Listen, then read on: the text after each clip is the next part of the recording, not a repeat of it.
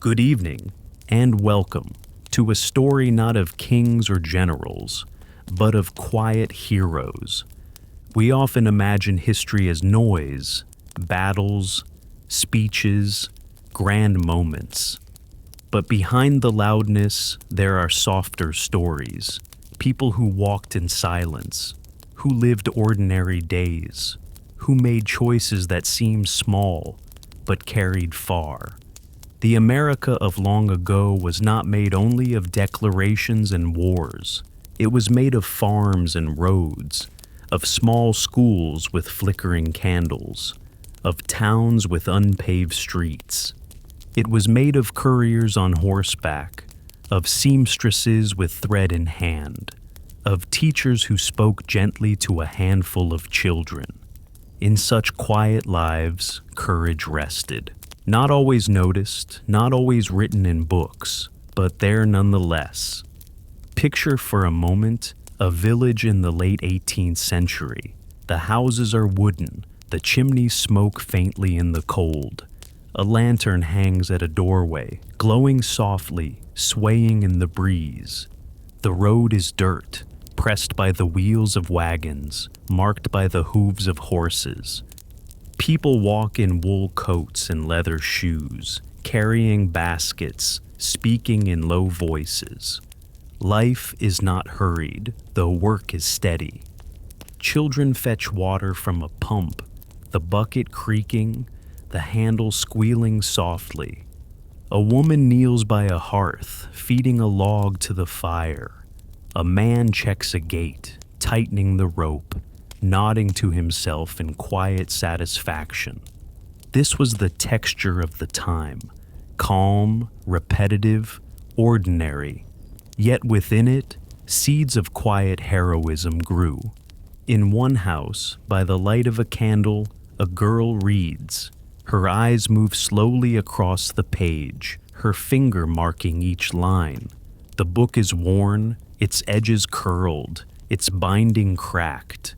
But the words inside are alive to her, steady and glowing. She will carry them into choices of courage that few will see, but that matter. In another place, a man sits at a desk. His hands are rough from farm tools, his back tired from the day. But he bends to write a letter, careful with ink, careful with words. The letter will travel by rider, across miles of muddy roads, through wind and rain. It will tell of a neighbor in need, of a town in danger, of a small plan to resist or to help. A letter, folded, sealed, carried in silence. Yet it will change lives. These are not the moments we memorize in school. They do not appear on monuments, but they are the fabric beneath the monuments. Without them, the louder stories would not stand. Think of the lantern again, hanging at the doorway of a wooden house. Its glow is small, but it is steady. It does not light the whole town, but it shows the step. It shows the gate. It shows the path to those who pass by. A quiet hero is like that, not blazing, but steady. Not filling the sky with brilliance, but holding a light close enough to guide the next step. In this series of stories, we will meet such people. Some will be young, riding through the night. Some will be enslaved, escaping with nothing but hope. Some will be teachers, some will be soldiers, some will be inventors, some will be farmers. They will not always be remembered, but we will remember them here. Slowly, carefully, with attention to detail, because the quiet deserves to be noticed. As the chapter continues, imagine yourself drifting through the streets of that early America. The sound of a blacksmith's hammer in the distance, not hurried, just steady. The creak of wagon wheels on dirt. The call of a rooster in the late afternoon, stubbornly marking the hours. The smell of bread cooling on a wooden shelf. The sight of quilts hanging by a fire to dry.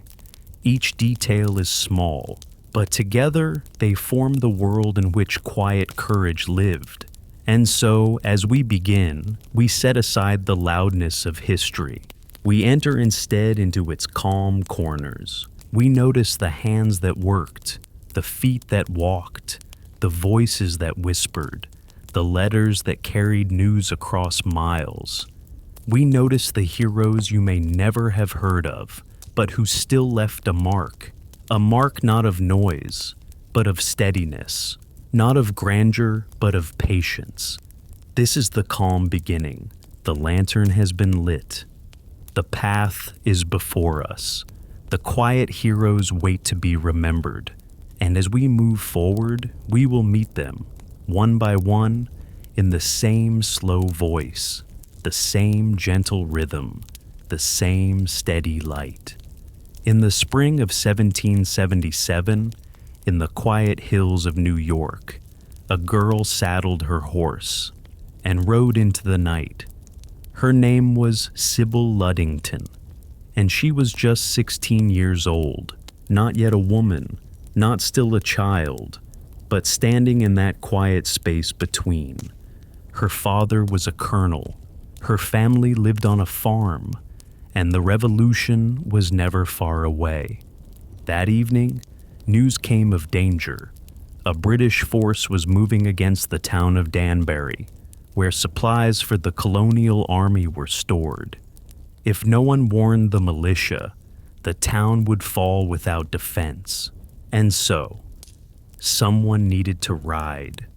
The night was dark, the air damp, the roads muddy from rain. It was not an easy journey, not a quick one. The path wound through forest and farmland, across streams, past cabins where families slept. The distance stretched more than 40 miles. But Sybil did not turn away. She placed her foot in the stirrup, settled herself in the saddle, and began. Picture the scene. The farmhouse fading behind, a lantern flickering in the window, her father's figure steady at the door, the horse breathing deeply, its hooves pressing into the wet earth, the sound of frogs in the low places, the rustle of leaves in the night breeze. No one watching, no crowd to cheer, just a girl and her task. The road bent and dipped. In places it was wide, packed by wagon wheels. In places it was narrow, little more than a track. Sybil guided her horse with care, leaning forward at the climbs, steadying the reins at the descents. The hooves struck stones, splashed through puddles, sent echoes into the dark. She carried no sword, no musket, only her voice. As she passed through villages, she called to the men. "To arms! The British are burning Danbury." Her words rose into the night, carried by the damp air, stirring sleepers from their beds. One house, then another, then another. Doors opened. Candles were lit. Men pulled on coats and boots. They reached for muskets that leaned in corners, for powder horns that hung on pegs. Some kissed wives on the cheek, whispered to children half awake, and stepped out into the dark. Sybil did not wait for thanks. She rode on, the road stretching before her, her voice carrying again. It is easy to imagine her heart beating fast, easy to imagine fear, but she was steady. The horse knew her hands. The roads were familiar.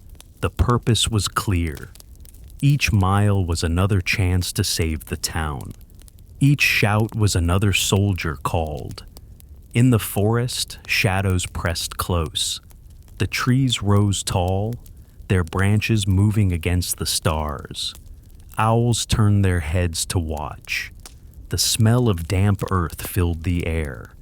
In some stretches, the only sound was the rhythm of hooves and the steady breath of the rider. Sybil sat tall in the saddle, her hair damp with mist, her eyes fixed on the road ahead. Hours passed, villages roused, militia gathered. What began as silence turned to motion.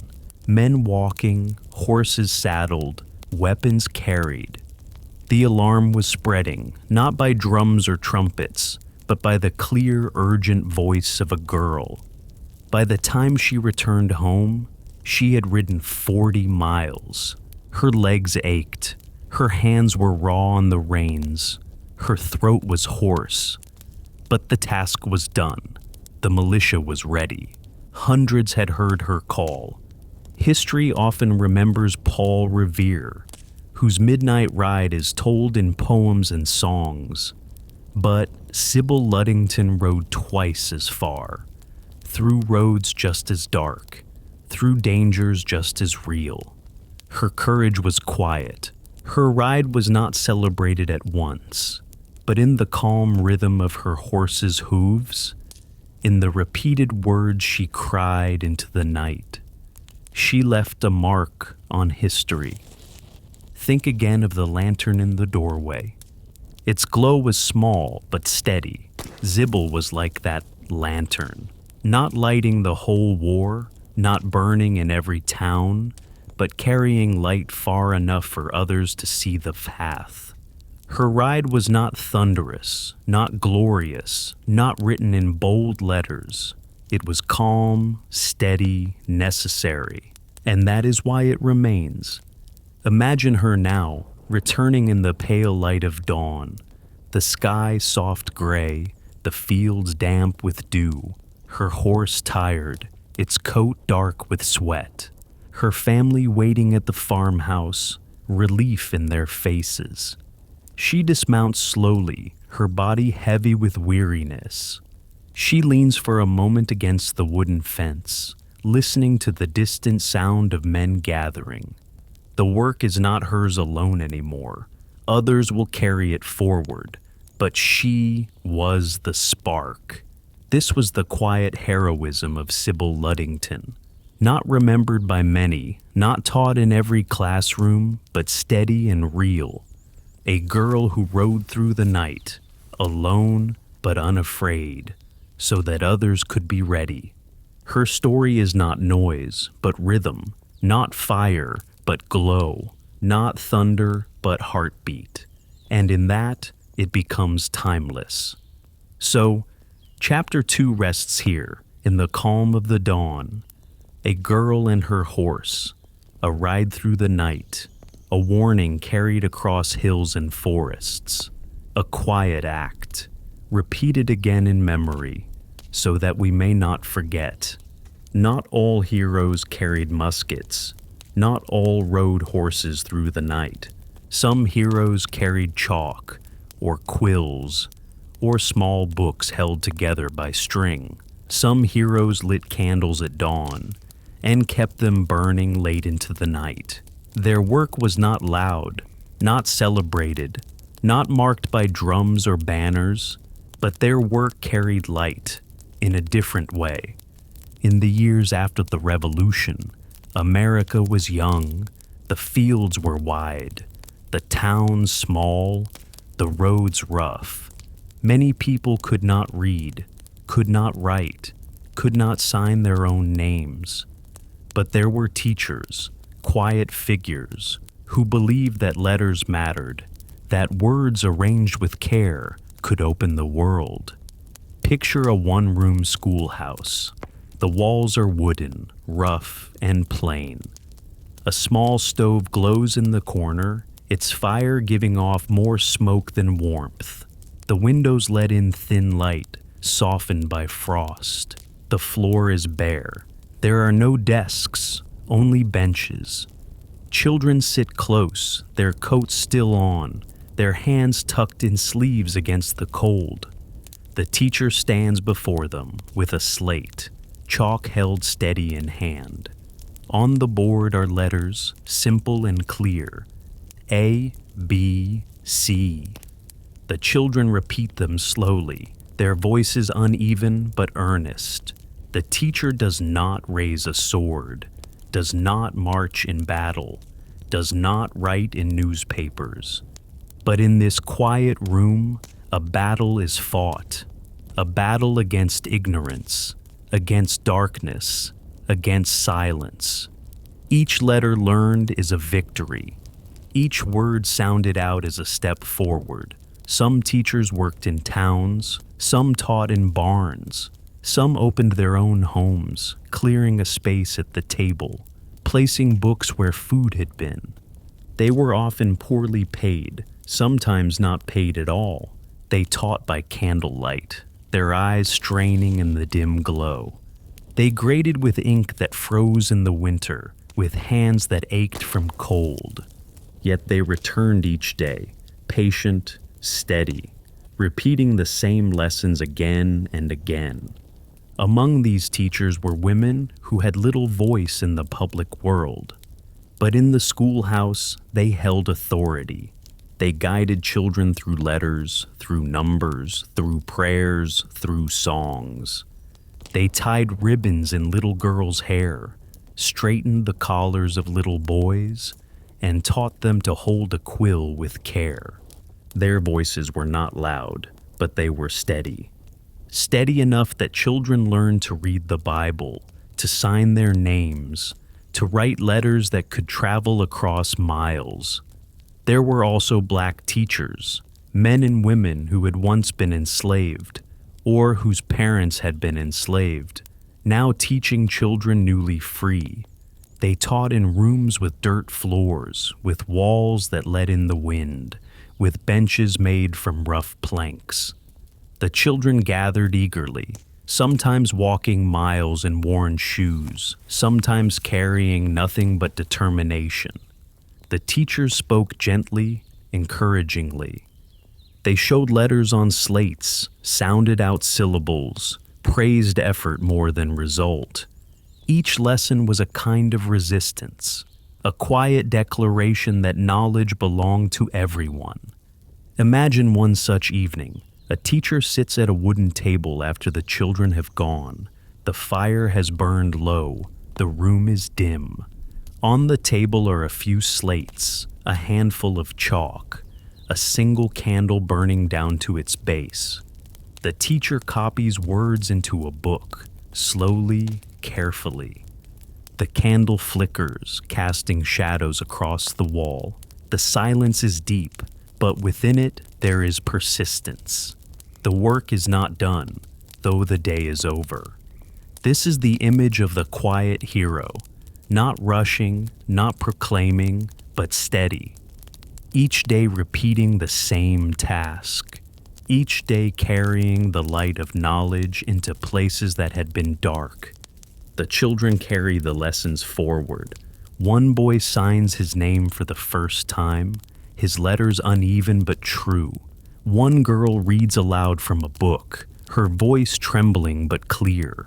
A father watches, amazed, and asks his daughter to write his name too. She does, and he smiles, holding the paper as though it were gold. This is what the teacher has given, not treasure that can be melted, not monuments of stone, but something that endures in minds and in memory. History rarely remembers these teachers. Their names are not carved on statues. Their faces are not painted in halls. But their work endures in every letter we read, in every word we write, in every story we tell. Without them, there would be no record, no history, no memory written down. They are the reason the quiet can be remembered. Think of the candle again. Its flame is small, it flickers, it bends in the draft, it throws shadows against the walls, but it holds. And in its circle of light, a child learns to shape letters. A child learns to open the world. That is the work of the teacher with a candle. And so, Chapter 3 rests here, in the silence of a wooden room. A stove cooling in the corner. A chalkboard with letters half erased. A candle burning low. And a teacher, weary but steady, carrying light into the dark.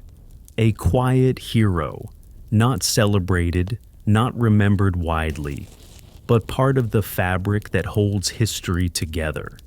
In the grand houses of the young republic, there were rooms filled with polished wood, soft carpets, and fine curtains. But behind those rooms were lives not free. Among them was a young woman named Ona Judge. Her story was not of battles fought or speeches delivered, but of quiet resistance, steady courage, and the calm determination to be free. Ona Judge was born into bondage in Virginia. Her mother was enslaved. Her father was not.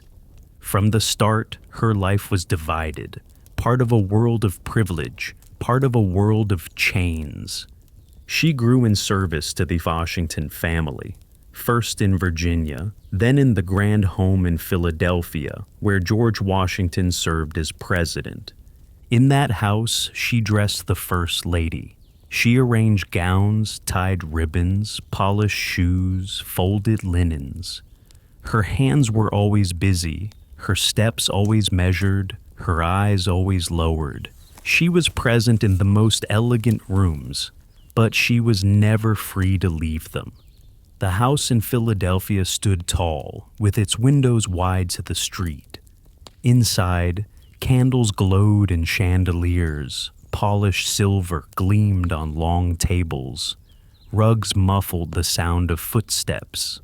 But for Ona, each detail was a reminder of wealth she could touch but never claim, of freedom she could see but never hold.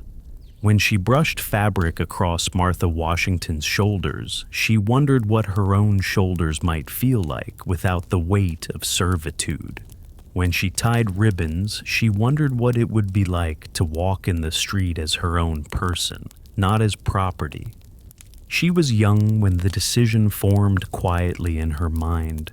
She would leave, not with noise, not with proclamation, but with silence. She would slip away step by step until distance itself became her ally. In May of 1796, the chance came. The Washingtons prepared for an evening. Servants moved through the halls, carrying trays, arranging chairs, preparing the house for guests. In the midst of this bustle, Ona Judge walked out the door. She carried no banner, no weapon, no declaration. She carried only herself, her body, her breath, her will. The street stretched before her, dim in the evening light. She walked quickly, but not too quickly. Her heart beat fast, but her steps were steady. Somewhere ahead, she knew there would be safety. She reached the docks where ships waited. The air smelled of tar, of salt, of fish. Sailors moved about, calling to one another, their words lost in the creak of wood and the slap of water. One ship was bound for Portsmouth, New Hampshire. She boarded it quietly, slipping among the crew, blending into the shadows. The sails rose, the ropes tightened, the vessel moved. Philadelphia slipped behind her, its lamps fading into distance. The water opened before her, wide, cold, endless. She was not yet free, but she was on her way. In Portsmouth, she found shelter. A community took her in, offering food, clothing, a place to stay. The air was cooler, the houses smaller, the streets quieter than Philadelphia. Here, she could walk without bowing her head. Here, she could speak without permission. Here, she could breathe. But freedom was not simple. George Washington himself sought her return. Not in person, but through letters, through messengers, through officials. They called her property. They wrote that she should be sent back. She refused. She hid when she had to, moved when she needed, but she did not go back. Her will was stronger than the reach of power. Years passed. She married. She had children. She lived in modest houses, in rooms where the wind crept through cracks, where blankets were patched, where food was sometimes scarce. Her life was not easy, but it was her own. When she bent to the hearth, it was for her own fire. When she sewed a garment, it was for her own family. When she walked in the street, it was with her own steps. Late in life, she spoke to a newspaper. Her words were calm, steady, without bitterness. She said she had never regretted her choice. She said she would rather live poor and free than rich and bound. Her voice was quiet, but firm. It was the voice of a woman who had carried her life in her own hands, who had slipped into the night and never surrendered to chains again. Think of her now, in memory, not in the grand rooms of Philadelphia, but in a small house in Portsmouth. The floorboards creak, the wind rattles the shutters, the fire glows faintly in the hearth. She sits at a table, her hands folded, her face calm. Her children sleep in the next room. Her husband works nearby. The night is cold, but she is warm enough. She is free. Her story is not in most books. It is not carved in marble or told in school recitations, but it is real. It is the story of a woman who escaped twice. Once in body from the house of the president, and once in spirit from the fear that might have bound her. Her courage was quiet. Her legacy, though soft, still glows. So, Chapter 4 rests here, in a small house in New Hampshire. A woman sits by her hearth. The fire is her own. The night is her own. Her life is her own. She is Ona Judge, the woman who escaped twice. In the wide deserts of the American Southwest, there is a language born of the earth. It moves like wind between mesas. It echoes like footsteps in canyons. It flows like water across sand. This was the language of the Navajo people, old, steady, alive, long before the United States itself. And in the years of the Second World War, this quiet language became a shield, a code, a lifeline. The war was far from the mesas and canyons. It stretched across oceans, across islands, across continents. There were ships on the sea, planes in the sky, soldiers on beaches and in forests. They carried radios, they carried wires. They carried the need to speak quickly and clearly across distance. But enemies listened. Messages were intercepted, decoded, unraveled. The war was not only fought with weapons, but with words.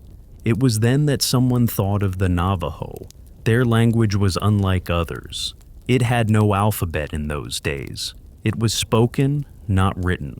Its sounds were unfamiliar to outsiders. Its grammar was intricate, its rhythm precise.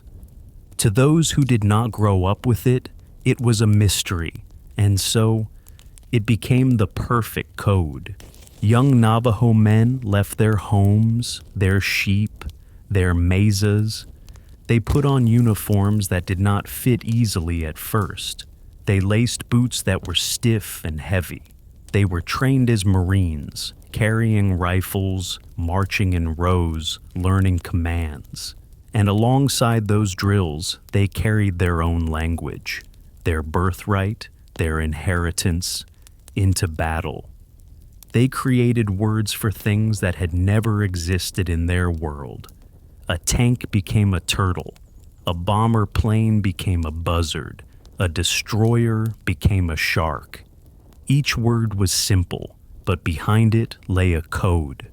A message could travel across a battlefield in Navajo, carried by radio, clear to those who spoke it, incomprehensible to those who did not. Imagine the scene on an island in the Pacific. The air is thick with heat, with smoke, with salt. Palm trees bend in the wind. Waves crash on the shore. In a dugout, a young code talker presses headphones to his ears, a microphone to his lips. His words flow in Navajo, calm, precise, unhurried. On the other end, another Navajo listens, translates, delivers the message to commanders. The order is clear, the movement is made, lives are saved. The enemy listens, but hears only sound without meaning. They record it, they study it, they try to break it, but they cannot. The language is too deep, too layered, too far from their understanding. The code holds. The men who speak it hold too. The Navajo code talkers fought in battles across the Pacific, Guadalcanal, Iwo Jima, Okinawa. They marched through mud, they climbed ridges, they carried radios on their backs, they dug foxholes, they stood guard, they ate rations, they endured. And always when the call came, they spoke, words flowing like water, carrying meaning, carrying safety. Their courage was not only in the rifle they carried, but in the syllables they shaped with their tongues. At Iwo Jima, the battle was long, the losses heavy. Messages poured across the radios, hundreds each day, and not one of those messages, sent in Navajo, was ever broken. A general would later say that, without the code talkers, the battle would have been lost. But at the time, there was little praise, little recognition. The work was secret. The language was classified. The heroes were quiet. When the war ended, the men returned home. They stepped off trains, walked dusty roads back to hogans, back to mesas, back to families. They carried their uniforms, their medals, their memories. But they spoke little of what they had done. The code was still secret. The world did not yet know. They tended sheep. They built fences. They worked in fields. Their courage lay unspoken, like the code itself. Decades passed before their story was told. Only then did the country learn how a language older than the nation itself had saved it. Only then were the code talkers honored, their names spoken, their service recognized. Medals were given, ceremonies held, words of thanks finally offered. But even then, many had already gone, their voices silent, their stories carried only in memory. Think of them now, not in battle, not in uniform, but at home in the desert. The sun low on the horizon, the sky wide and red. A man sits on the ground, his back against a stone, his face turned to the wind. He listens to the quiet, the sound of sheep moving, the call of a raven, the whisper of sand. He remembers words spoken across oceans, words that carried men through danger, and he breathes deeply, at peace. The story of the Navajo code talkers is one of two nations. They were Navajo and they were American. They carried the traditions of their people into the service of a country that had not always treated them fairly.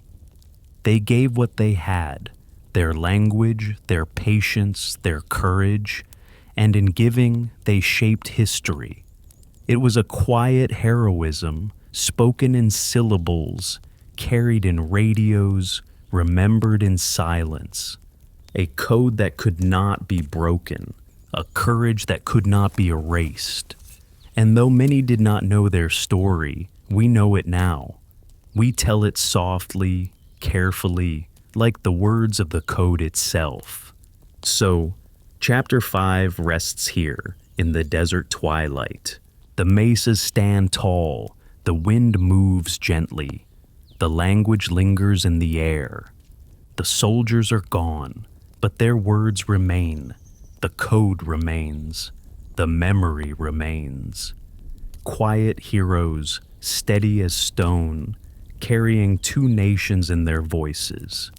History often remembers battles and generals, but sometimes it is changed in courtrooms, with paper, ink, and testimony spoken in low voices. This is the story of Henrietta Wood, a woman whose life carried both great sorrow and quiet strength, and who, against all odds, won justice where none was expected. Henrietta Wood was born into slavery. She lived first in Kentucky, then later in Cincinnati, Ohio. In Ohio, she tasted freedom for a time. Her papers were drawn, her status recognized. She worked for wages, walked the streets, bought her own clothing. She was not rich, but she was her own. She could rise in the morning by her own choice, rest at night by her own will. For a woman once enslaved, this was no small treasure. But freedom in America was fragile. One day in 1853, she was tricked. A man lured her across the river, back into Kentucky. She was seized, chained, carried south. Her freedom papers meant nothing there. She was sold again into the deep South, into Louisiana, into Mississippi. Her life of freedom was taken, and for years she endured bondage once more. Imagine her days, the heat heavy on her back, the fields wide and relentless, the sound of voices commanding, the feel of chains, the absence of choice. Her memories of freedom must have burned like coals, glowing, painful, but never extinguished. She had known liberty, and because she had known it once, she would not let go of it in her heart. The war came, the Union advanced, the Confederacy weakened. In time, Henrietta Wood was freed again, this time for good. She returned north, older, marked by hardship, but unbroken. She worked again as a servant, living in Cincinnati, later in Chicago. Her wages were small, her life modest. But within her was a resolve few expected. She would not let her stolen years go unanswered. In 1870, she filed a lawsuit. She named the man who had kidnapped her, the man who had sold her back into bondage.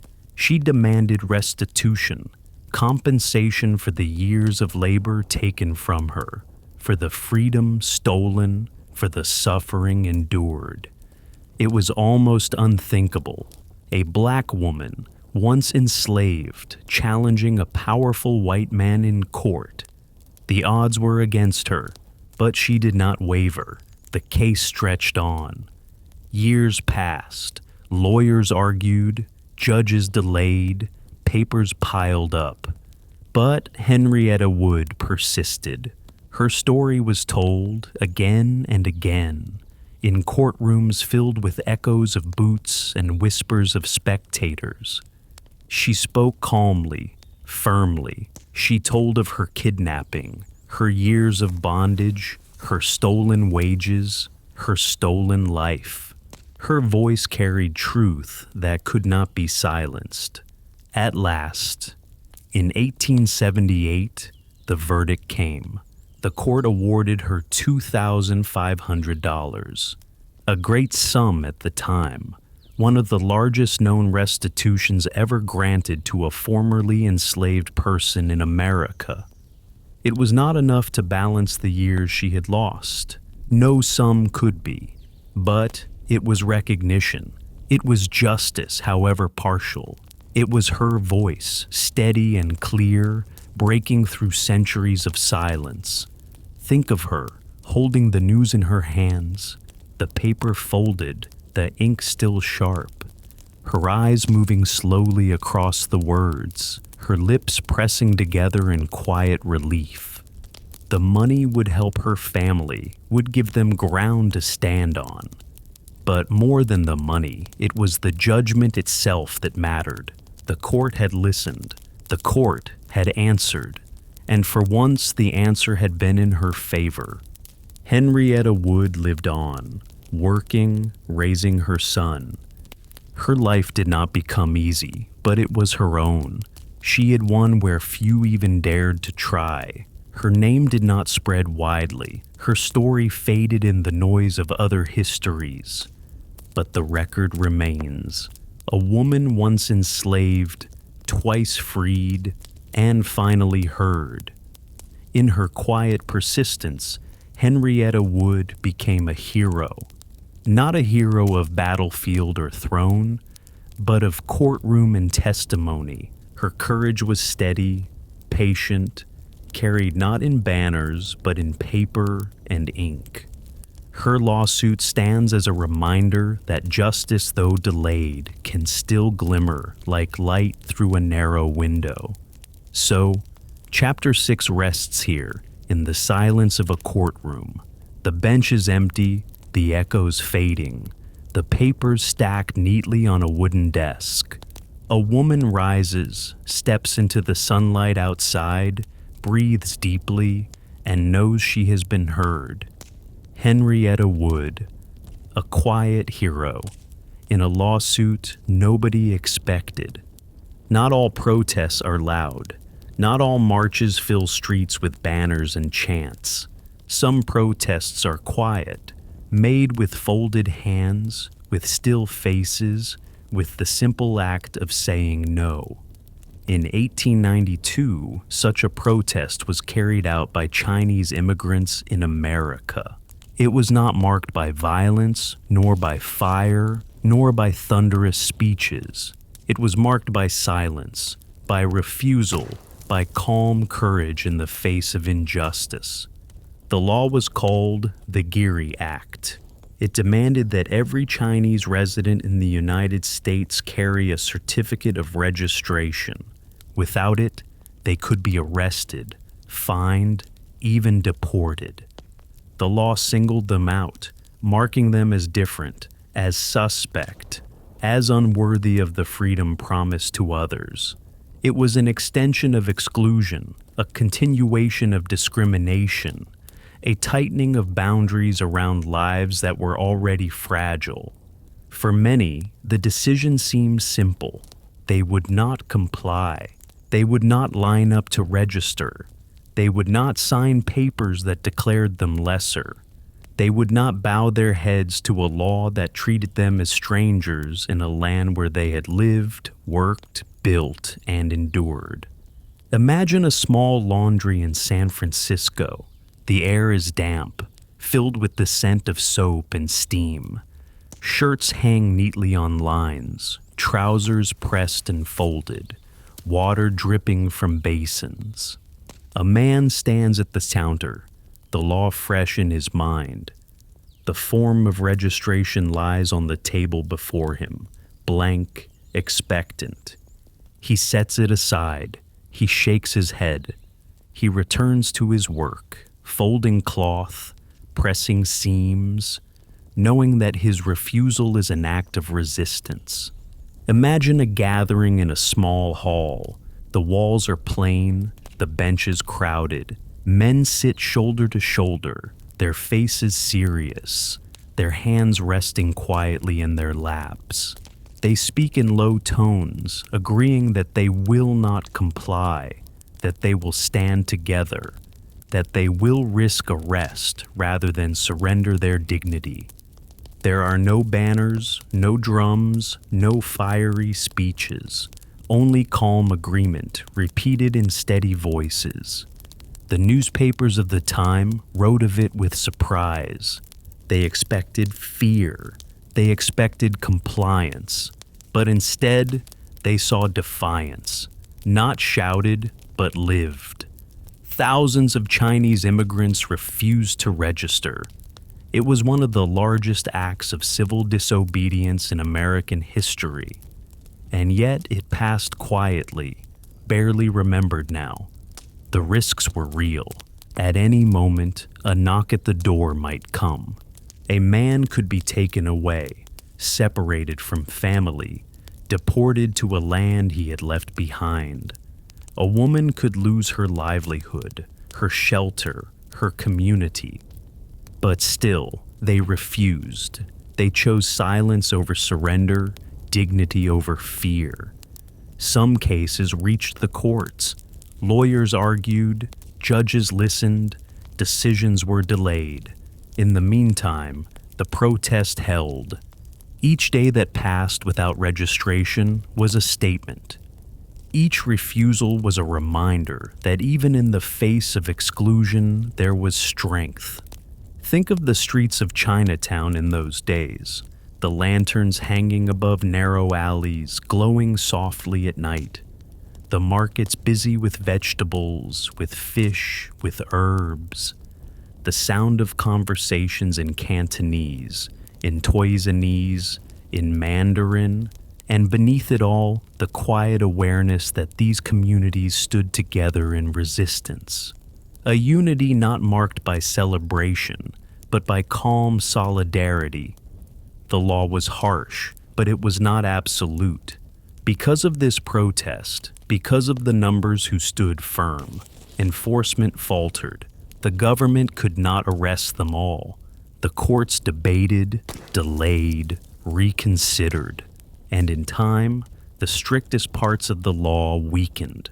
The protest had not ended exclusion entirely, but it had pushed back against its reach. History did not give these men and women statues. Their names were not carved into stone. Their refusal was not taught widely in schools, but the echo of their stand remains. It was one of the first times a community in America, treated as outsiders, as unwanted, stood together in such numbers, not with violence, but with calm resistance. Picture again the laundry worker, setting aside the form. Picture again the crowded hall, men nodding in agreement. Picture again the lanterns in the night, swaying gently in the wind. Each image is a piece of the forgotten protest, not grand, not loud, but steady. Their quiet courage reminds us that protest does not always roar. Sometimes it whispers.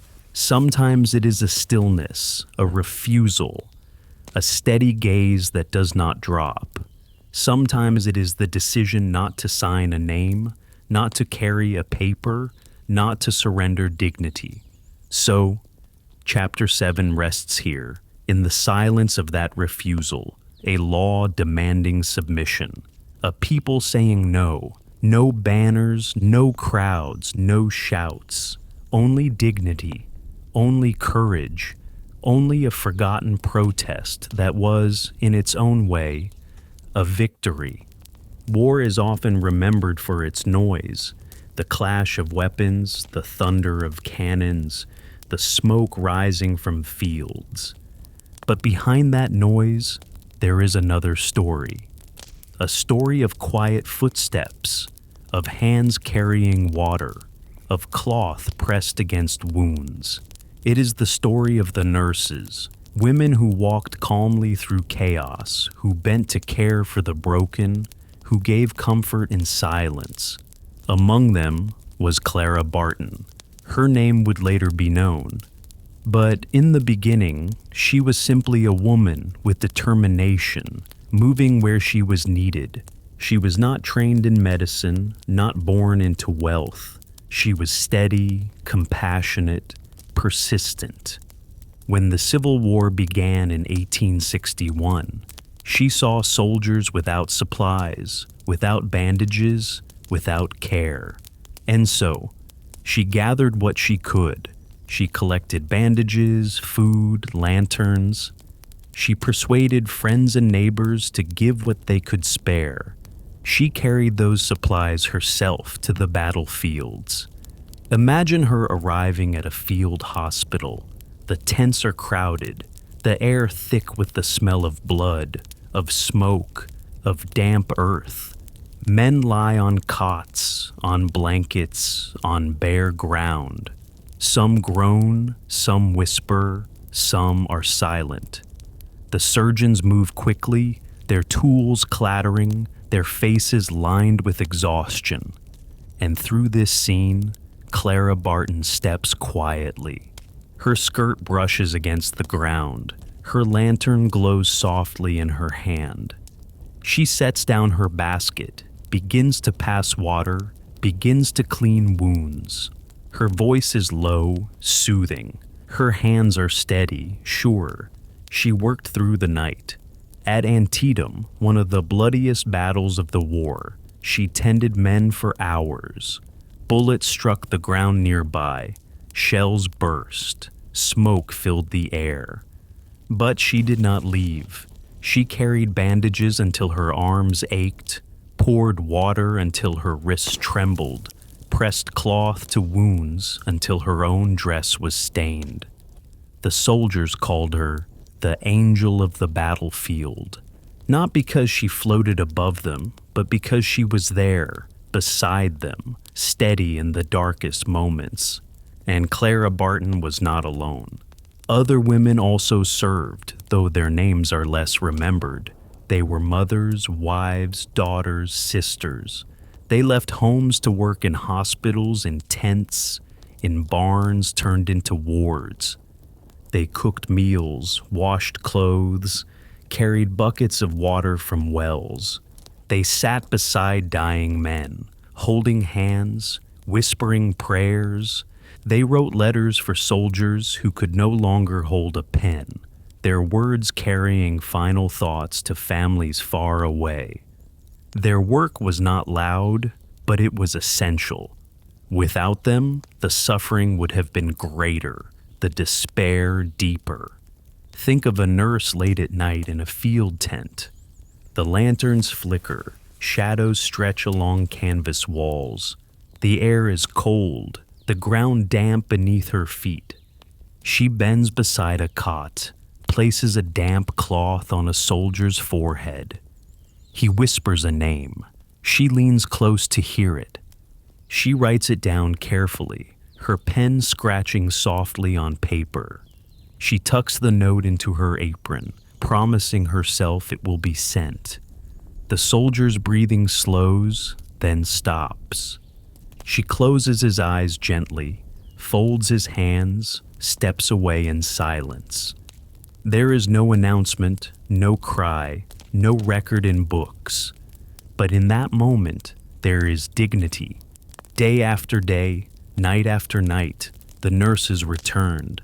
Their bodies grew weary, their eyes heavy, their hands raw from washing, from carrying, from pressing cloth against wounds. And still they returned, because each man mattered, because each life, no matter how brief, deserved care. Clara Barton went on to found the American Red Cross. But the work of countless unnamed nurses also endured, woven into the fabric of memory. Their names are lost, but their acts remain. In every soldier comforted, in every letter sent, in every hand held. War ends, but memory lingers. When the guns fell silent in 1865, when soldiers returned home, many carried with them the memory of a face beside their cot, a voice whispering calm in the night, a hand steady in the storm. For some, it was the last kindness they ever knew. For others, it was the reason they lived to return home. These nurses were quiet heroes, not decorated generals, not names carved in stone, but steady presences in the shadows of history. Their work was small in each act, but great in its whole. They remind us that even in war, where noise seems to rule, silence and care can endure. So Chapter 8 rests here, in a tent by a battlefield. The lantern flickers, the night grows long, the nurse bends again to her work. No trumpet sounds for her, no banner flies, only the soft rhythm of footsteps, the steady glow of a lantern, the quiet persistence of compassion. This is her legacy. This is her heroism. Calm, steady, unremembered by many, but never forgotten by those she touched. When we think of invention, we often think of names carved in bold letters: Edison, Bell, Ford. But behind every loud story of invention, there are quieter ones, inventors who worked in small rooms, who tested ideas in silence, who saved lives without glory. Their contributions were steady, often invisible, but enduring. Take Garrett Morgan. He was born in 1877, the son of formerly enslaved parents. He grew up in Kentucky, then moved to Cleveland. He had little formal education, but he had steady hands and a curious mind. He worked with sewing machines, repairing their gears, watching how one piece moved another. From this small beginning, he began to invent. His most famous creation was a simple one: the traffic signal. Not the modern light of red, yellow, green, but an earlier version, a T-shaped pole with arms that signaled stop and go. Imagine a busy intersection in the early 1900s. Horse-drawn wagons clatter over cobblestones. Automobiles sputter and honk. Bicycles weave through the gaps. Confusion reigns. Accidents happen. Then a signal appears. Clear, steady, calm. It tells wagons to wait, cars to pause, bicycles to stop. Order grows where chaos had been. It seems ordinary now, but it was once a quiet revolution. Garrett Morgan also invented a safety hood, a mask that filtered smoke.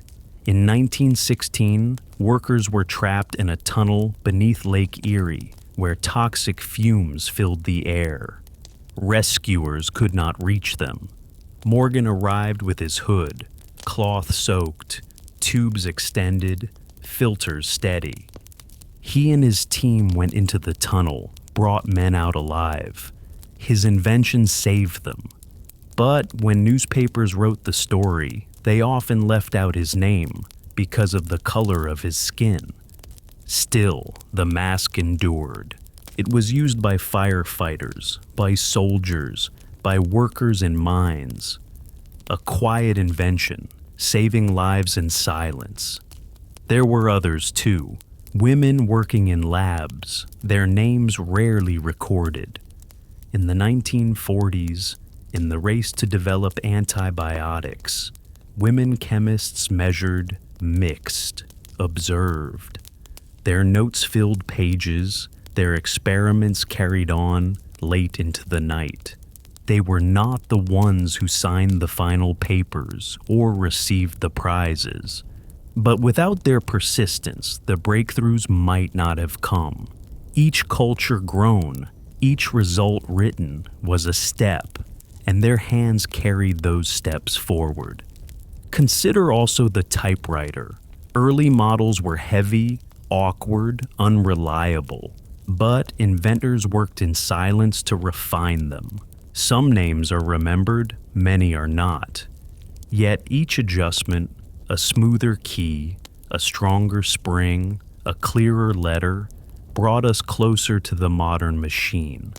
And with it came new possibilities. Women in offices, correspondence across distances, stories typed instead of spoken. The typewriter changed lives, and behind its evolution were countless quiet hands. Invention is often like that. Not a single moment, but a chain. One idea connects to another. One improvement builds on another. One person begins, another continues, another refines. And sometimes the names of those in the middle are lost. But their work remains, hidden in every object we use. Imagine a small workshop. The air smells of oil, of wood, of metal shavings. On a table sits a half-finished device. Gears, wires, springs. A man leans over it, wiping his brow, adjusting a screw. A woman records measurements in a notebook, her handwriting small and neat. They speak little, only when necessary. The lamp above them glows softly, shadows falling across their faces. Hours pass. No one outside knows what they are doing. No one praises them. But slowly, surely, the device takes form. Quiet inventors are everywhere in history. Some created agricultural tools, allowing farmers to grow more food. Some developed medical devices, allowing doctors to save more lives. Some refined household items, sewing machines, stoves, lamps, making daily life smoother. Their work rarely made headlines, but their inventions entered homes, entered hospitals, entered streets. They shaped life in ways too ordinary to notice, yet too important to ignore. Think again of Garrett Morgan, standing by his traffic signal, watching wagons and cars move more safely. Think of women chemists bending over Petri dishes, recording results by candlelight. Think of unnamed mechanics improving typewriters, testing keys again and again until they no longer stuck. These images may seem small, but they are threads in a larger cloth, threads that hold the fabric of history together. Their legacy is not in fame, but in function. Every time a driver stops at a light, every time a firefighter wears a mask, every time a letter is typed, the quiet inventors are present. They remind us that not all heroes stand on battlefields. Some sit at benches surrounded by tools, shaping the future with patience. So, Chapter 9 rests here in a workshop lit by a single lamp. A screw tightened, a note written, a device tested. No fanfare, no crowd, no monument. Only the slow, steady rhythm of invention, carried forward by quiet hands. Not all history is written in official records. Not all memory is carved in stone. Much of it rests in diaries, in letters, in the quiet words of ordinary people. Words folded, tucked away in drawers, read by candlelight, saved by chance. Imagine a farmer in the early 1800s. His house is plain, his fields wide. The air smells of earth, of hay, of wood smoke from the hearth. He rises before dawn, pulls on boots stiff with dust, steps into the cool morning air. His hands are rough, his back bent from years of labor. But in the evening, when the tools are hung and the animals fed, he sits at a small wooden table. He lights a candle, takes up a pen, and writes. The entries are simple.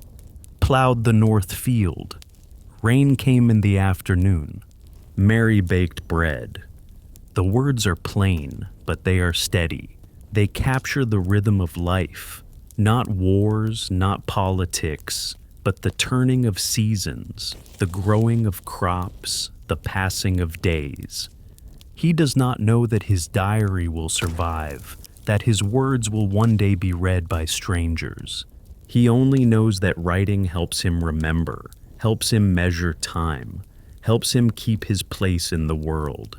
Now picture a young woman, her hair tied neatly, her dress modest.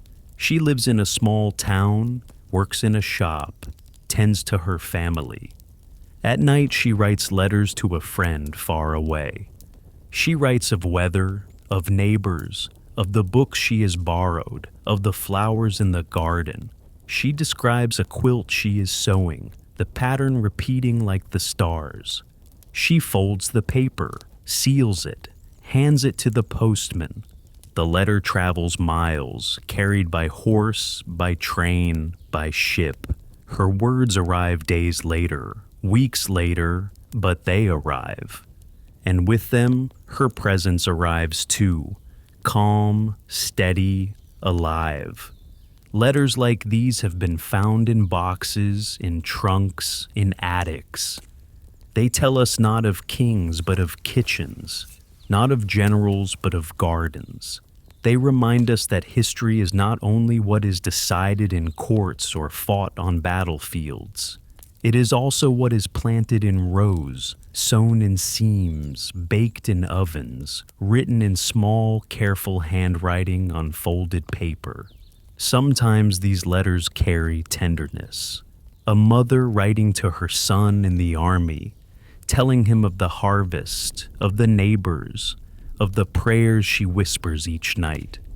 A husband writing to his wife, describing the long days on the road, the ache in his feet, the comfort of thinking of her. Each letter is a bridge, not strong, not large, but enough to carry love, enough to carry memory. And sometimes these diaries carry sorrow, a line written after a loss. Child sick, child buried. The words are few, but they hold more than whole books could. They are steady, unembellished, but behind them lies a world of feeling. The farmer does not write to impress. He writes to endure. His diary is his anchor, his companion, his witness. Think of the small details these writings preserve. The price of flour in a village store, the song sung by children at a church gathering, the way snow lay heavy on a fence in January, the first buds of spring on an apple tree. These details might seem unimportant, but together they form a fabric, and that fabric is history itself, not the history of leaders, but the history of lives. Imagine now, centuries later, a scholar opening one of these diaries. The paper is yellow, the ink faded, the handwriting leans slightly, uneven in places. The scholar reads slowly, carefully. The words bring the past alive, not with grand events, but with small truths. The farmer's life is felt again. The young woman's letters are heard again. Ordinary people, gone from the earth, speak once more through their words. They are quiet heroes too, not because they fought or ruled, but because they remembered, because they gave us their days, their details, their steady voices. Without them, we would know only half of history. With them, we know the whole, not only the noise, but the silence, not only the monuments, but the kitchens, not only the speeches, but the gardens. So, Chapter 10 rests here, with ink on paper, with candlelight on wood, with the sound of a pen scratching softly in the night. A farmer records his fields. A woman folds her letter. Their words remain, carried forward in time, quiet but enduring. A legacy not of stone or steel, but of memory, written gently, kept carefully, passed along. History does not end when a chapter closes. It continues in echoes, in memories, in the lives of those who follow. The stories we have told, of riders in the night, of teachers with candles, of women who escaped, of nurses in tents, of inventors at their benches, these stories are not gone. They continue. They linger in small ways, steady and persistent, like a lantern that keeps glowing long after the match is struck. Sybil Luddington's ride is long over. The road she traveled is quiet now, lined with trees, covered with asphalt. No hoofbeats sound in the night. No urgent voice cries out. But her courage continues in every young person who finds bravery in themselves, in every step taken into darkness with purpose. Her lantern still glows, though centuries have passed. The teacher with a candle no longer stands at the chalkboard. The chalk has crumbled, the slate erased, the bench is empty. But her light continues. It shines in classrooms where children read for the first time, where pencils scratch on paper, where curiosity grows in steady silence. Every lesson today carries a trace of her lessons then. Her candle has been passed, one hand to another, one mind to another, across generations. Ona Judge rests now, long free of the chains that once held her. Her footsteps on Portsmouth streets have faded. Her small house is gone, but her freedom continues. It whispers in the lives of those who resist oppression, in every person who chooses dignity over fear, in every voice that refuses to be silenced. Her quiet defiance still walks beside us. Henrietta Wood's lawsuit was argued long ago, her papers folded, her judgment recorded. The courtroom has emptied, the voices stilled, but her persistence continues. It echoes in every person who demands justice, even when odds are long, even when the world expects silence. Her steady voice has become part of the chorus of justice itself. The Navajo code talkers have laid aside their radios. The microphones are quiet, the headphones stored. The islands where they spoke are calm now, waves breaking softly on shores that once shook with battle. But their words continue. They live in the recognition of native languages, in the pride of nations too long overlooked, in the reminder that heritage itself can be strength. Their code remains unbroken, their courage unforgotten. The nurses of the battlefield no longer carry water or cloth. Their tents are gone, their lanterns dimmed, but their care continues. It breathes in every hospital where hands are steady, where voices are gentle, where compassion persists even in the face of suffering. Their footsteps echo in every quiet corridor where someone keeps watch at a bedside through the night. The inventors behind the curtain are not at their benches anymore. The oil lamps have gone out, the tools put away. But their inventions continue.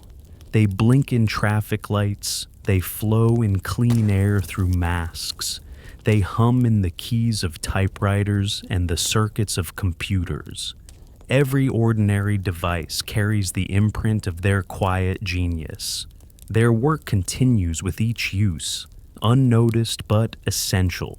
The farmers, the diarists, the letter writers, they have set down their pens. Their fields have grown wild. Their houses have weathered away. But their words continue.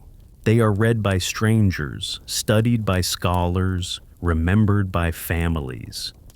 They remind us that even the smallest record of a day can outlive the day itself. Their legacy is quiet, but it continues in memory, in story, in history. All of these quiet heroes share one truth.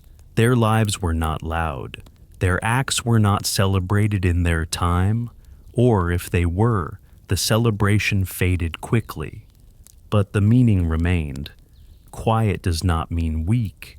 Unnoticed does not mean unimportant. Forgotten by many does not mean erased. History continues through the steady, the patient, the ordinary. Through each refusal, each lesson, each word, each hand extended.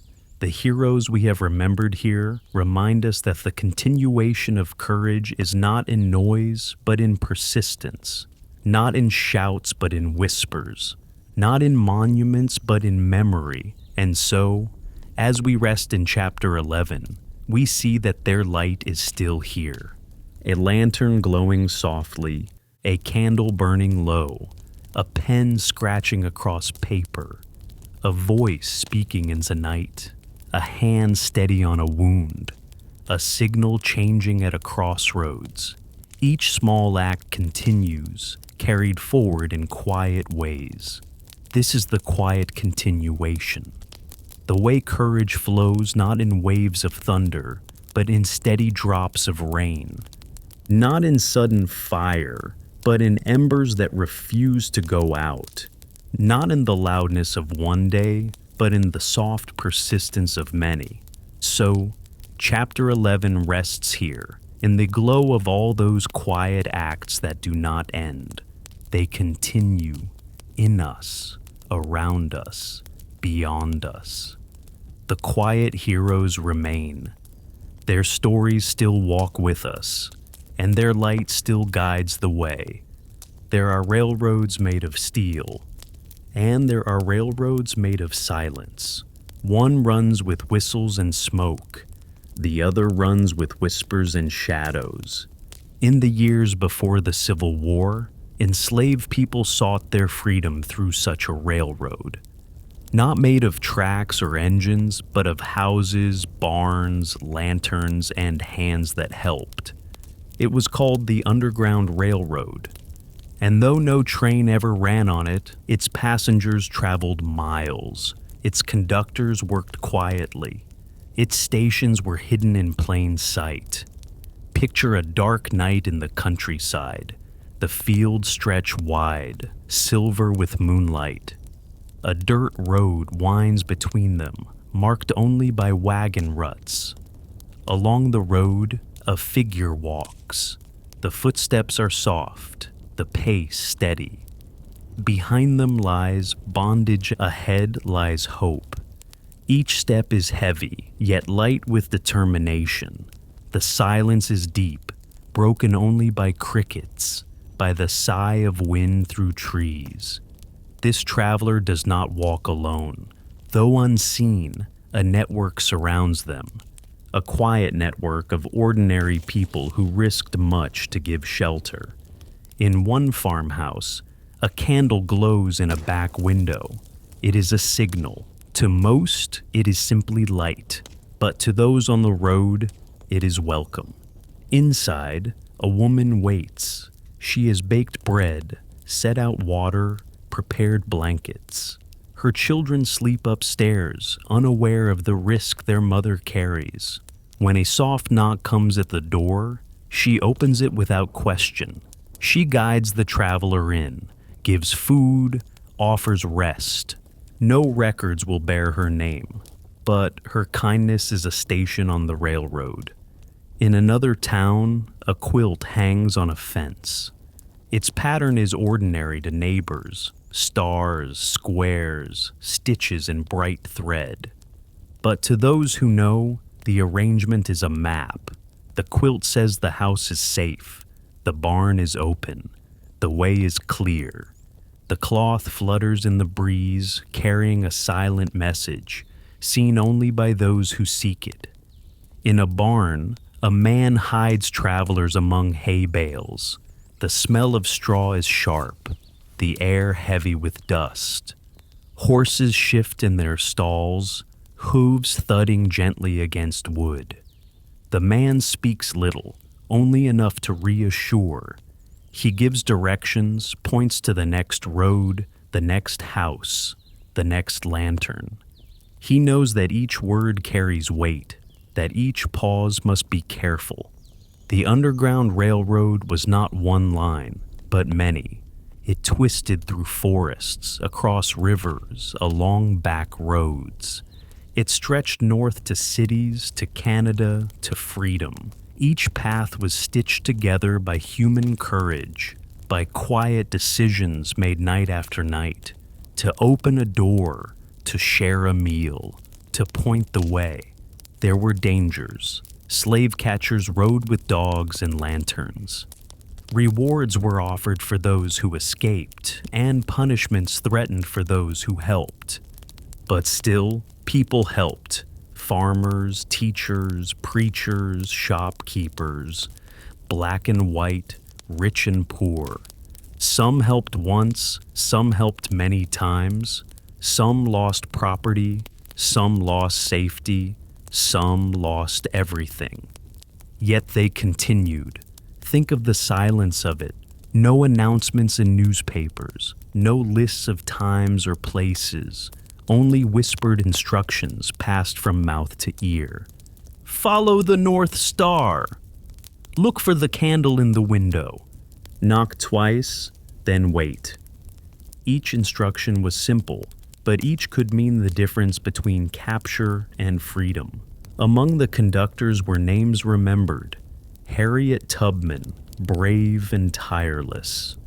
But most remain unknown, ordinary men and women whose barns, kitchens, and hearts became part of a secret network. They did not seek fame, they sought only to help. Their heroism was quiet, hidden in shadow, carried in silence. Imagine again a traveler resting in a loft above a kitchen. The air smells of bread cooling on the table below. The quilt serves as both blanket and message. Outside, a lantern flickers, signaling the road ahead. The traveler's eyes close for a moment, though fear presses still. For a few hours, there is rest. For a few hours, there is safety. This is the gift the conductors gave, not only direction, but comfort, if only for a night. As dawn comes, the journey continues. The road stretches on, fields silver with dew. Steps mark the dirt, soft and steady. Another station waits ahead, another light, another hand to guide. Each small act, added to the next, carried thousands to freedom. Not quickly, not easily, but steadily, persistently. History does not hold the names of most of these conductors. Their houses have weathered, their barns collapsed, their quilts faded, but their work remains. It remains in every story of survival, in every descendant who lives free, because someone opened a door, because someone lit a candle, because someone said yes when silence might have been safer. The Underground Railroad was built not on steel and engines, but on courage and care. Its stations were simple. Its schedules were unwritten. Its passengers traveled by faith, by stars, by whispers. And yet it carried more hope than any train of its day. So, Chapter 12 rests here, in the shadows of that railroad, a candle in a window, a quilt on a fence, a barn door opening, a traveler stepping forward, each small act, quiet but brave, part of a network of shadows that led into light. Science is often imagined as flashes of discovery, as shouts of eureka, as names etched in bold letters. But most of science is not sudden. It is slow. It is patient. It is quiet. Hands adjusting glass, quiet eyes watching reactions, quiet pens writing numbers again and again. Behind every celebrated discovery, there are silent scientists, those whose work went unseen, whose names faded, yet whose contributions endure. One of these was Rosalind Franklin. She was born in London in 1920. As a child, she loved structure, the way shapes fit together, the way patterns repeated. She studied chemistry, learned to use X-ray diffraction, a method of seeing inside crystals. Her work was careful, meticulous. Hour after hour, she arranged samples, set up machines, recorded faint lines of light. The photographs she produced revealed the hidden structures of molecules. One, called Photo 51, showed a pattern of DNA, a double helix, a spiral staircase of life itself. It was clear to her, though not yet clear to the world. Others would use her photo to build their own model. Their names would become famous: Watson, Crick. Rosalind Franklin's name was not at first celebrated. Her work was essential, but it remained in the background. Her voice was quiet, her presence overlooked. Yet every diagram of DNA today, Every textbook that shows the double helix carries her mark. She was the silent scientist, patient in her work, steady in her vision. Another was Percy Julian. Born in 1899 in Montgomery, Alabama, he was the grandson of enslaved people. Schools for black children in his town went only to the 8th grade, but Percy Julian longed to study further. Through determination, through persistence, he found his way to college, then to graduate studies, then to research.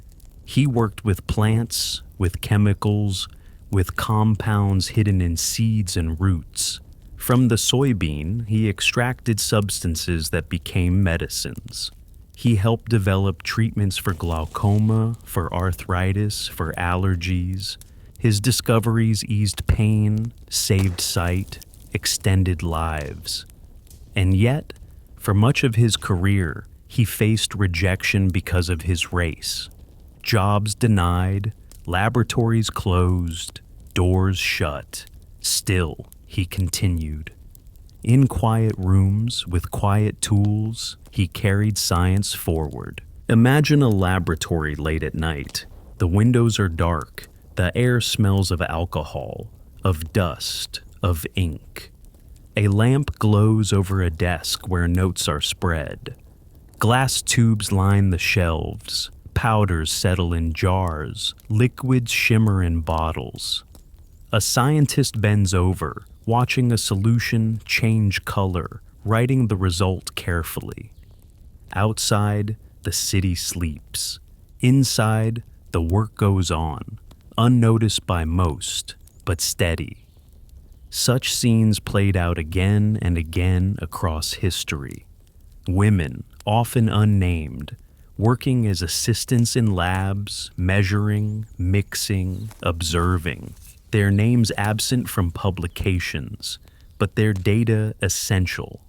Immigrant scientists, working in silence, their accents mocked, their contributions dismissed, yet their results shaping medicine, physics, chemistry. Quiet persistence, repeated daily, building discoveries brick by brick. Think of Rosalind Franklin, carefully aligning her samples. Think of Percy Julian, coaxing medicine from seeds. Think of all the unnamed hands washing glassware, recording numbers, keeping order in labs where history was being made. Their heroism was not in thunder, but in repetition, not in shouts, but in patience, not in fame, but in function. Science is not only about breakthroughs, it is about the willingness to look again, to measure again, to write again. It is about the quiet belief that truth can be found in details, that persistence matters more than applause. Today, when we open a medicine bottle, when we read about DNA, when we use technology built on chemistry and physics, we touch the legacy of these silent scientists. Their names may not be on the label, their faces may not be in the books, but their work lives on, as steady as the patterns they studied. So, Chapter 13 rests here, in a laboratory lit by a single lamp, a photograph drying on a line, a notebook filled with numbers, a flask cooling on a shelf. No trumpet sound, no statues rise. Only the soft rhythm of science carried by silent hands, steady and sure. Freedom does not always arrive with trumpets. Sometimes it arrives in whispers. Sometimes it arrives in steady footsteps on dusty roads, in meetings held in church basements, in papers folded carefully and passed hand to hand. The civil rights movement of the mid-20th century is remembered for great marches, for famous speeches, for leaders whose voices carried far. But behind those voices were countless others, quiet activists whose names are not widely remembered, yet whose persistence gave the movement its strength. Imagine a small town in Mississippi in the early 1960s. The summer air is heavy, the cicadas drone in the trees, the dirt road shimmers with heat. In a small wooden church, the windows open to the breeze. A group of men and women gather. Their clothes are simple, their hands worn from fields and labor. They sit on wooden benches, their voices low but determined. They talk of voter registration, of literacy tests, of poll taxes. They speak of the risks, losing jobs, facing violence, being turned away. Still, they agree to try. One by one, they decide to take that step toward the courthouse, toward the ballot box, toward freedom. Among them was Fannie Lou Hamer. She was not born into comfort. She was the youngest of 20 children in a sharecropping family. Her life was marked by hardship, by poverty, by long days in fields under a relentless sun. But she carried a voice, steady, powerful, true. When she spoke, it was not polished, not practiced, but it was real. She told of injustice plainly, without adornment. Her words carried the weight of lived experience, of pain endured, of dignity unbroken. And though she never sought fame, her testimony before the nation stirred hearts. She was a quiet hero, whose courage whispered freedom into the ears of many. But she was not alone. There were others, hundreds, thousands, who worked in silence. Teachers who opened their classrooms after hours to teach literacy, so neighbors could pass the cruel tests at voter registration offices. Preachers who opened their churches for meetings, even when it brought threats to their doors. Mothers who cooked meals for marchers, their kitchens filled with steam, their hands stirring pots as footsteps gathered outside. Young men who offered to drive neighbors to registration, their cars old but dependable, their journeys dangerous but necessary. None of their names appear in most textbooks, but without them, the movement could not have endured. Picture a night march in Selma. The street is narrow, the lamps few. A line of marchers walks quietly, their footsteps soft, their songs low and steady. They carry no weapons, only determination. At the edge of the crowd, a woman walks with her child, her hand holding his tightly. She knows the risks. The police may come, the dogs may be loosed, the clubs may fall. But still she walks. Her whisper is freedom, carried in each step. Picture also a small office, its walls crowded with papers, its desk cluttered with flyers, pens, envelopes. Two young men type names into lists, their fingers tapping keys, their eyes weary but intent. They plan routes for canvassers. They keep track of who has registered, who still needs help. Their work is not visible, not celebrated, but it is vital. It is the quiet machinery behind the movement. The civil rights struggle was built on these whispers, not only on the great speeches, but on the steady repetitions of ordinary acts. Knocks on doors, signatures on forms, steps on roads, songs sung in unison, low and unshaken. Each act was small, each act seemed ordinary, but together they became extraordinary, and the risks were heavy. Many lost jobs, homes, safety. Some lost their lives. But still, the movement continued, carried forward by those who refused to let fear silence them. Their whispers joined together, becoming a chorus that the world could not ignore. Think again of Fannie Lou Hamer, standing before microphones, her voice plain, her words simple. She speaks of being beaten, of being denied, of being silenced. Her voice shakes, but she does not stop. She says she is sick and tired of being sick and tired. It is not poetry, it is truth. And in that truth, freedom whispers louder than any shout. Today, when we vote, when we walk freely into courthouses, when we see ballots cast without fear, we touch the legacy of these quiet heroes. Their whispers are still here. They echo in every polling place, in every signed register, in every hand dropping a ballot into a box. History remembers the speeches, the marches, the headlines. But history also rests on the kitchens, the church basements, the quiet cars driving down back roads at night. Without those, the movement would have faltered. With them, it endured. So, Chapter 14 rests here, in the whisper of freedom, a kitchen filled with steam, a church filled with murmured plans, a march filled with soft footsteps, a voice, plain but steady, telling truth. The civil rights movement was built not only on noise, but on whispers. And those whispers changed a nation. There are heroes who fight with swords. And there are heroes who fight with silence. Not on battlefields, but in libraries. Not with weapons, but with books, with pages, with ink. Their work is not loud, not swift. It is patient, careful, slow. It is the work of the librarians of silence, those who saved words when the world seemed ready to forget them. Picture a library in the 19th century, the windows tall, the air heavy with dust. Shelves stretch upward, filled with leather-bound volumes.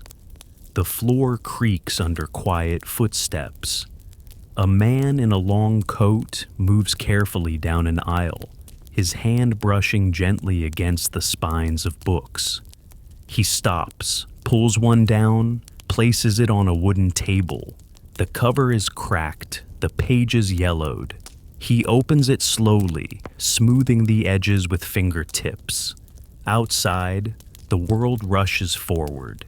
Inside, time is kept still by his hands. Books are fragile things. They burn easily. They crumble when damp.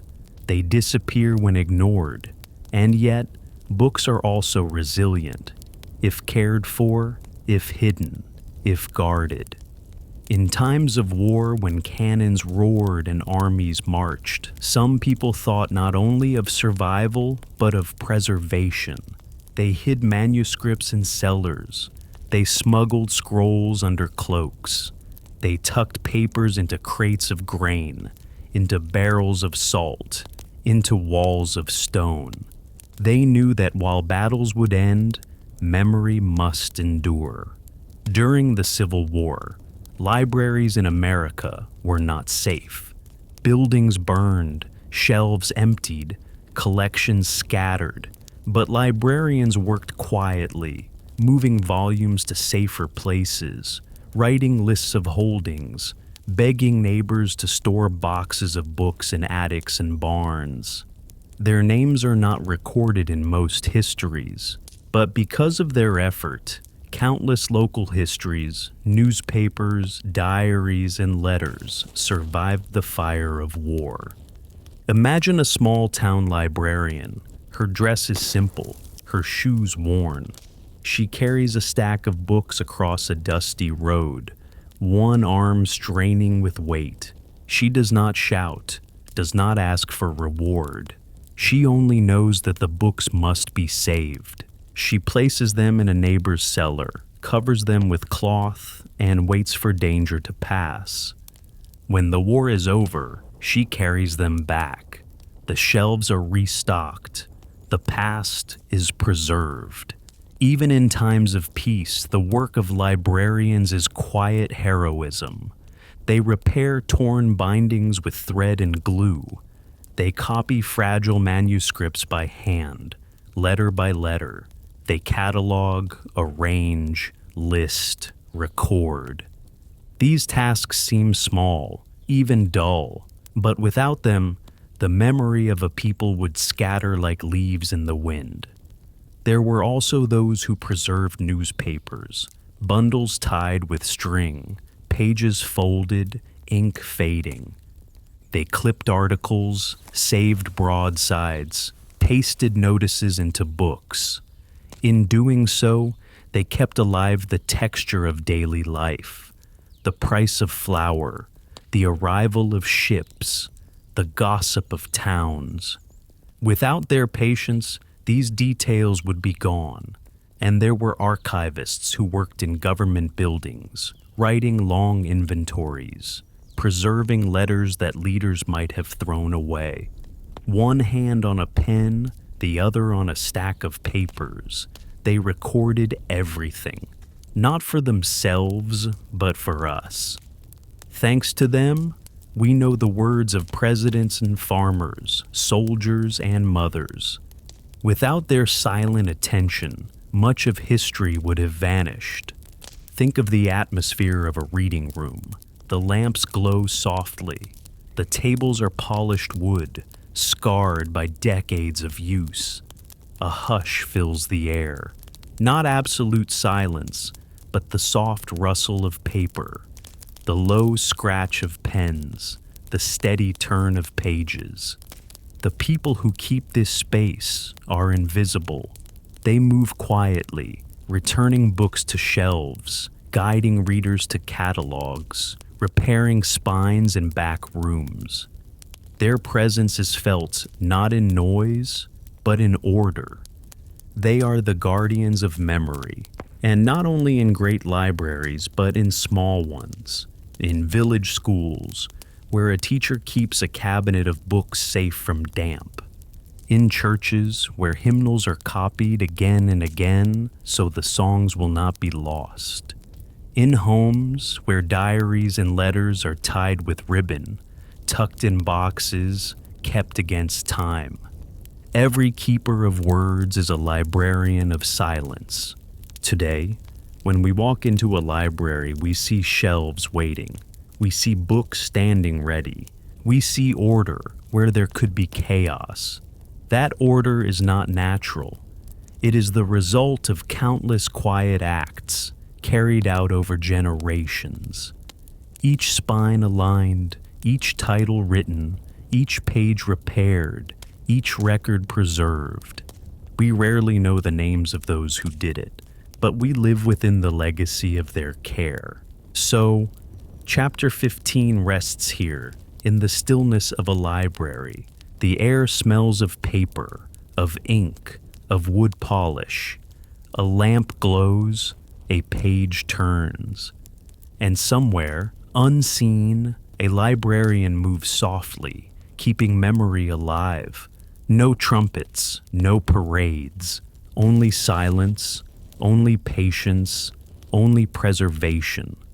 A quiet heroism that endures book by book, page by page. Before hospitals stood tall, before doctors traveled in cars with black bags, before modern medicines filled cabinets and shelves, there were healers with no name. They worked in kitchens and cabins and fields. They carried herbs in pouches, water in bowls, cloth in baskets. They were the midwives, the herbalists, the quiet caregivers who served their communities without recognition. Their tools were simple. Their knowledge was passed hand to hand, voice to voice, memory to memory. And yet their work was essential, steady, uncelebrated, but life-saving. Picture a small wooden cabin on a winter night. The wind rattles the shutters. The fire glows low in the hearth. Inside, a woman paces, her breath short, her face pale. Her family waits anxiously, hands clasped, whispers hushed. Then comes a knock at the door. The midwife arrives, her shawl pulled tight, her step firm. She carries a small bag, not filled with instruments of steel, but with linen, with oil, with herbs. She enters quietly, places her bag on a table, rolls up her sleeves. Her presence alone brings calm. She has done this before, many times. She will do it again, many times more.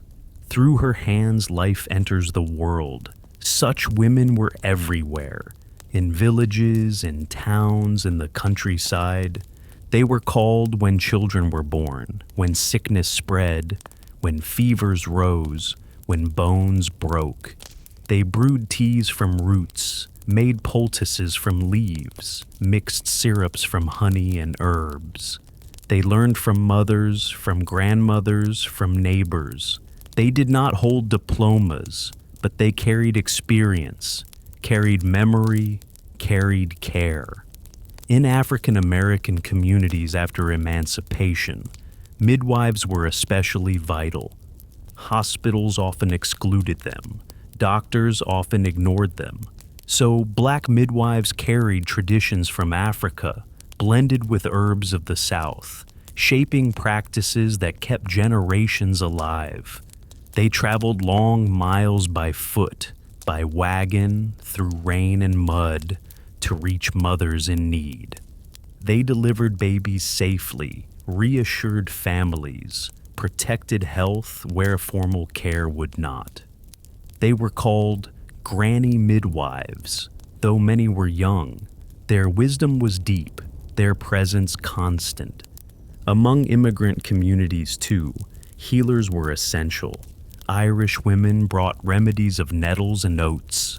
German families carried traditions of poultices and tinctures. Indigenous peoples shared knowledge of plants, roots, and ceremonies.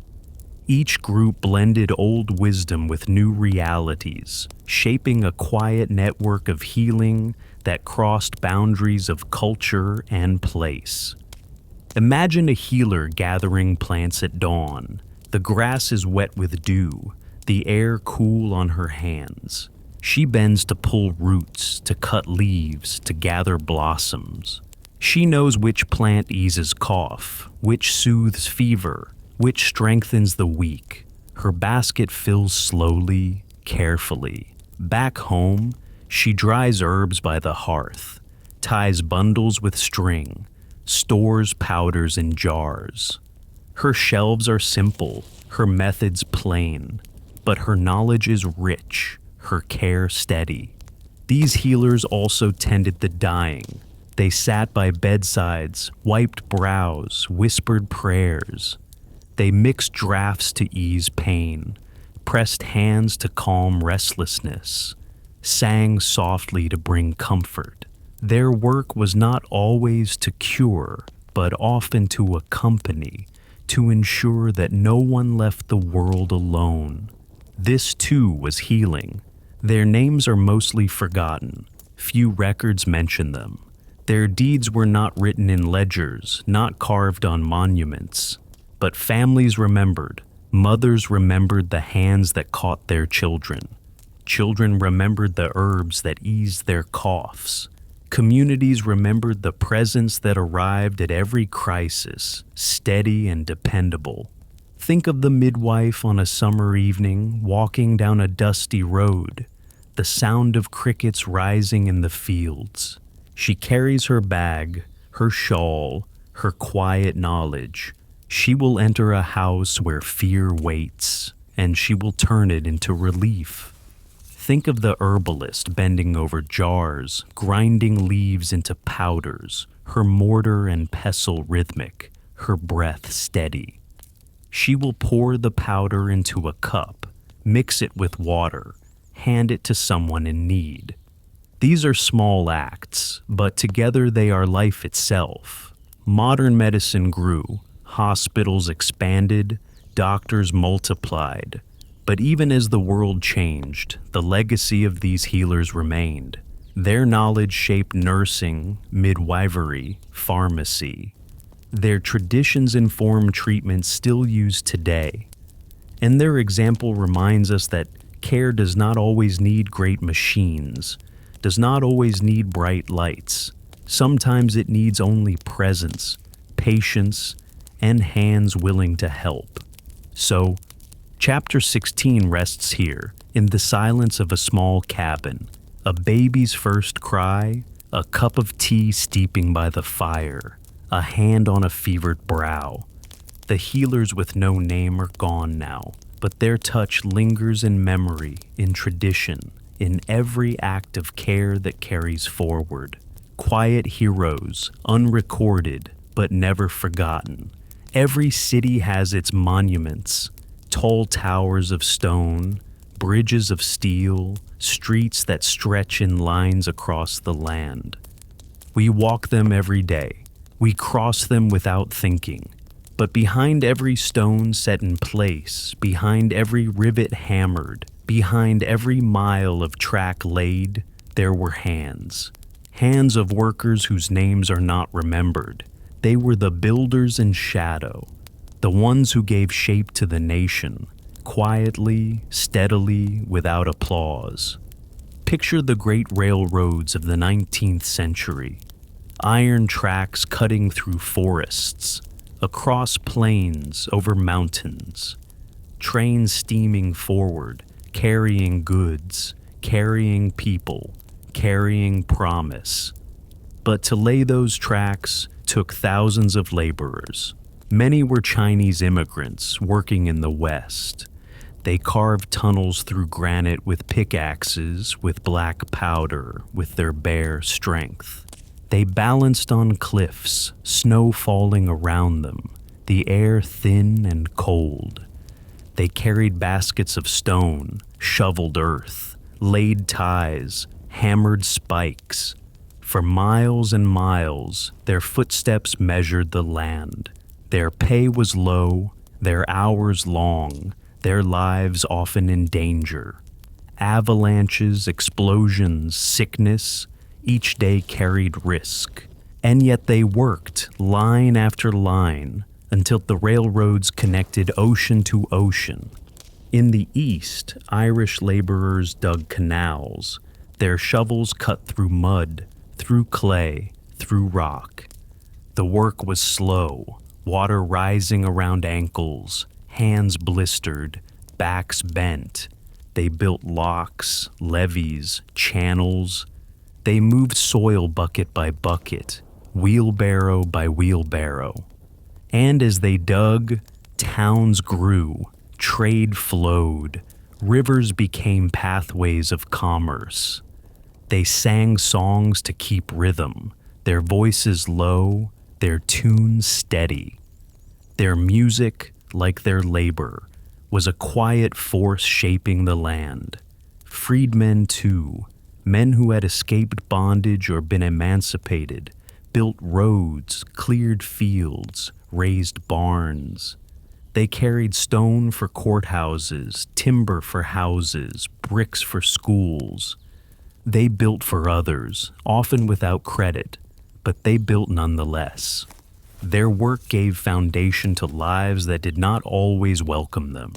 Their sweat soaked into the soil of a nation still struggling to accept them. Think of the bridges, steel rising over rivers, arches spanning wide waters.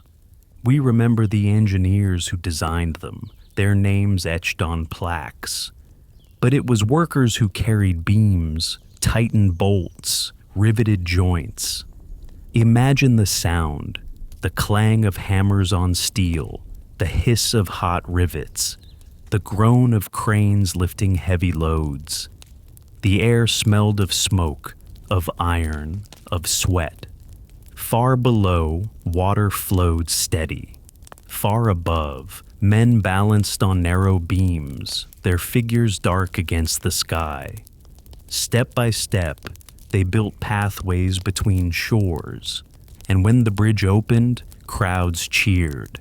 But the workers faded back into shadow. Cities too grew by unseen hands. Bricklayers setting row after row, carpenters raising beams in houses, stonecutters chiseling details on facades, immigrants arriving from Italy, from Poland, from Mexico, carrying their tools, finding work, shaping streets that would one day carry millions. They built not only structures, but neighborhoods, communities, lives. Their accents filled the air. Their songs echoed in tenements. Their traditions blended into the fabric of America. The city stood on their labor, though their names rarely stood on its walls. Imagine a worker in 1900 standing at dawn by a construction site, his hands calloused, his clothes plain, his lunch wrapped in cloth. He picks up a hammer, lifts a beam, joins others in the rhythm of labor. The sun rises, climbs, sets, but the work continues. At night, he returns home tired, eats quietly, rests briefly. Tomorrow he will return, and day by day, brick by brick, the building will rise. The builders in shadow rarely saw monuments raised to themselves. Their graves were simple, their stories untold, but their work endures in every road we travel, every bridge we cross, every building we enter. Their labor is the skeleton of the nation, unseen but essential. Think again of the Chinese workers on cliffs, their lanterns glowing in tunnels as they chipped through stone. Think of Irish diggers waist-deep in mud, their shovels steady. Think of freedmen carrying stones, laying bricks, building a future even when society offered little in return. They were all part of the same story, the quiet construction of a country. So, Chapter 17 rests here, in the shadow of bridges, along the length of tracks, in the walls of buildings. No statues mark these workers, no books record most of their names, but their strength holds us still every time we walk a street, every time we cross a river, every time we hear the rumble of a train. The builders in shadow remain, steady and silent, holding up the world.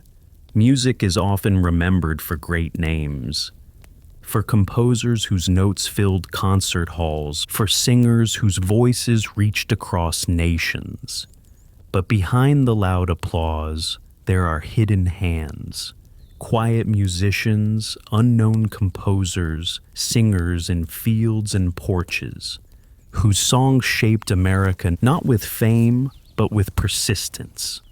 Picture a plantation field in the early 1800s, the sun heavy, the air thick, the soil dark. Workers bend low, their backs weary, and from one voice comes a song, low at first, then steady. Others join, humming, then singing. The rhythm keeps their steps even, their hearts lifted. The song is not written in books, not recorded in halls, but it carries history, memory, endurance. It becomes part of the great stream of spirituals that later flow into gospel, into blues, into jazz. A quiet gift carried forward. Picture a cabin in the Appalachian hills. A fiddle hangs on the wall, a banjo rests nearby. A family gathers after supper, the fire glowing. An old man tunes his strings, begins to play. The melody is simple, repeating, calming. Children clap softly, a woman hums along. These tunes will not be published, will not be celebrated in cities, but they will shape folk music, carried from cabin to cabin, from valley to valley, until they become part of the nation's sound. Picture also a young woman in a parlor, 1900. Her sheet music spread before her fingers on the keys of a piano.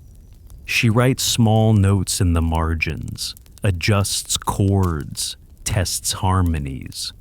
Her music will be played only by friends, perhaps sung in church, perhaps heard in a classroom. Her name will not be remembered, but her melodies, her arrangements, her persistence, these too are part of the music that shaped lives quietly. And in cities in the early days of jazz, countless musicians played on corners, in small clubs, in rooms crowded with smoke and conversation. Few recorded, few were named, but their improvisations echoed in the ears of others who would become famous. They were part of the fabric, unseen but essential. The hidden hands of music remind us that sound itself is built not only by stars, but by countless others. Every choir has voices that blend, not just soloists that shine. Every orchestra depends on those who play quietly, steadily in the back rows. Every tradition comes from many hands, not one. So, Chapter 19 rests here, in the hush after a song. The field is quiet, the cabin dark, the piano silent. But the music lingers, carried forward by memory, by tradition, by time. The hidden hands are gone, but their echoes remain. And so, our long story comes to rest. We have walked with quiet heroes, heard their whispers, seen their lanterns, their books, their songs. They are gone now, yet their light remains. Their memory drifts like stars above us, steady and calm. As you close your eyes, let their quiet courage become your quiet rest. The night is gentle, the world is steady, and history, like sleep, continues softly on.